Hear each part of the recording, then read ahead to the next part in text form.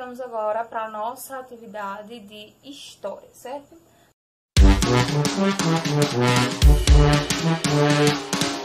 Nossa atividade de história de hoje é na página 33 e a gente vai até a página 35. Somente a primeira parte da 35, certo? Então, o que vai acontecer? A gente vai estudar um pouquinho sobre as capitanias hereditárias. A gente já viu no ano passado, a gente vai ver novamente, vai aprofundar, entender um pouquinho mais e relembrar o que a gente já viu, certo? Então, vamos começar a leitura do texto. O rei de Portugal recebeu o relato de Martim Afonso de Souza de que as expedições não estavam resolvendo o problema do Brasil. Portugal enfrentava uma crise financeira e não possuía recursos para continuar colonizando o Brasil. Com isso, o rei Dom João III decidiu adotar, em 1534, um novo sistema de colonização. Dividiu o Brasil em 15 lotes de terra. Cada lote ficou conhecido como capitania hereditária, que recebeu esse nome porque era passada de pai para filho, ou seja, era uma herança. E essas terras foram doadas a 12 pessoas de sua confiança. Alguns ficaram com 2 lotes, certo? Cada pessoa que recebeu o lote de terra ficou conhecida como donatário.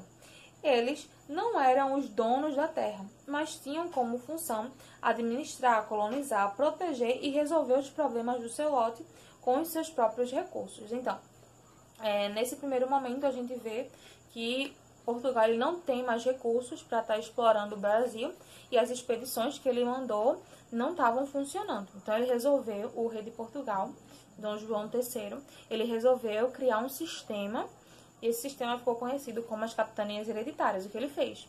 Ele dividiu o Brasil em 15 lotes de terra, lembrando que a parte do Brasil que era de Portugal, porque tem uma parte de Portugal e tem uma parte da Espanha. Então, na parte de Portugal, ele resolveu dividir em 15 partes diferentes, 15 lotes de terra, e ele deu a pessoas de sua confiança. Ele não ia dar um pedaço de terra de um país aí para qualquer pessoa.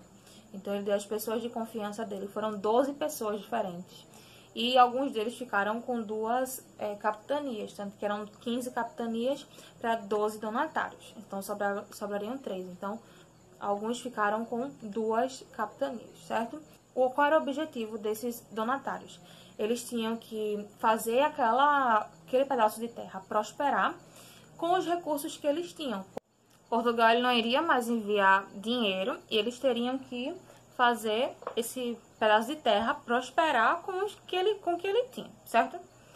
Aí a gente continua a leitura. O rei de Portugal, quando ele doava o lote, ele entregava para o donatário a carta de doação e o floral, que era um documento que estabelecia os direitos e os deveres dos donatários, certo?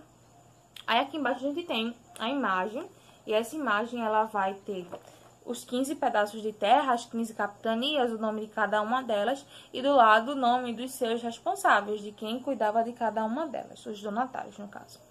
Aí a gente passa para a segunda parte aí da página 33, que fala sobre os direitos dos donatários, que é cobrar impostos, exercer a justiça estabelecida pelo rei, receber parte dos tributos, que eram os impostos, doar terras para quem quisesse cultivá-las, escravizar indígenas e instalar engenhos de açúcar. Quais eram os deveres deles? Eles tinham que explorar e defender a terra, colonizá-la, pagar impostos a Portugal e fazê-la progredir. Então, a parte mais importante de tudo era fazer aquela terra progredir, era expandir aí para que gerassem lucro para Portugal. As capitanias não tiveram tanto sucesso como esperado. Foram vários os motivos que os levaram ao fracasso. Então, não foi da forma que eles esperaram. Eles criaram uma expectativa muito alta em relação a isso, mas não deu muito certo. A gente vai entender o porquê. Porque a quantidade de recursos necessários para gerar tão grandes pedaços de terra era menor e a maioria dos donatários não a possuía. Muitos sequer vieram para o Brasil. Muitos não estavam nem aí se importando, nem chegaram a vir para o Brasil para tentar conhecer o pedaço de terra que eles tinham recebido. Então, se eles não iam cuidar, outras pessoas também não iriam. e não prosperou. Os ataques dos indígenas, que muitas vezes tornavam-se amigos dos franceses e holandeses, aliando-se em troca de objetos chamados escambo. O escambo é a troca. Por exemplo, ele dava um espelho para um índio e o índio ajudava ele, seja da forma como fosse, seja com trabalho, seja uma coisa que ele tinha, um arco, uma flecha. Então, era a troca, certo? Então, os indígenas, eles muitas vezes se juntavam aos franceses e invadiam esse território. A distância entre as capitanias e entre o Brasil e Portugal. A comunicação era difícil. Naquela época não existia ônibus, não existia moto, bicicleta, então a forma que eles tinham era ou a cavalo, se fosse por terra, de capitania em capitania, ou de navio, que era do Brasil até Portugal, que durava em média 2 meses dessa viagem. Então, se por exemplo acontecesse um problema muito grave, eles tinham que esperar 2 meses para sair o navio daqui do Brasil para chegar em Portugal, tentar solucionar lá em Portugal e voltar com a solução, mais 2 meses. Então, demoraria cerca de 4 meses para tentar resolver alguma coisa. Então, essa distância, ela dificultava muita coisa. E a falta de pessoas para trabalhar nas lavouras. Ele, nessa época, ainda não tinha muita mão de obra, então não tinha quem trabalhasse. Se não tinha quem trabalhasse, não tinha como resolver todos os problemas. Apenas 2 capitanias prosperaram. São Vicente, que tinha como donatário Martim Afonso de Souza, devido ao desenvolvimento da cana-de-açúcar e da criação de gado, e Pernambuco, devido à plantação de cana-de-açúcar, que apresentou ótimos resultados por causa do clima e do solo favorável. Seu donatário era Duarte Coelho, então somente 2 prosperaram devido ao solo fértil, que foi a base para essas 2 terem prosperado, que foi São Vicente e Pernambuco. Mesmo não tendo muito sucesso, o sistema de capitanias hereditários só foi encerrado em 1759 pelo Marquês de Pombal. Então, quando iniciou as capitanias hereditárias, foi em 1534. Só foi encerrada em 1759. Então, durou muito tempo para que fosse encerrado, mesmo eles sabendo que era falho, que não tinha como reverter mais a situação, mesmo passando de pai para filho, porque era uma herança que eles recebiam. Muitos deles não se importavam, então não ia fazer muita diferença, certo? Então, a gente passa aí para a atividade na página 34.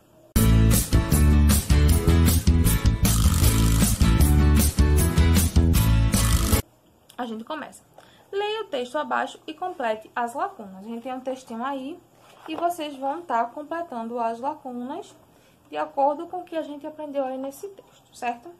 Segunda questão.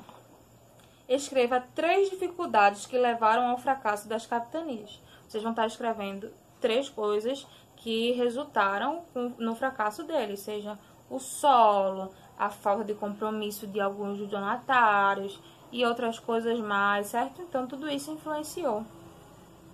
Terceira questão.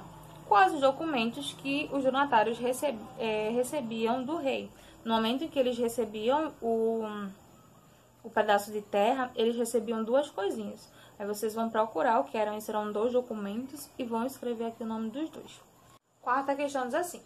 Em relação aos donatários, escreva. Vocês vão escrever na letra A os direitos e na letra B os deveres deles. Se vocês vão voltar aí um pouquinho no nosso livro, na explicação, e vão encontrar quais são os direitos e os deveres deles e completam aqui.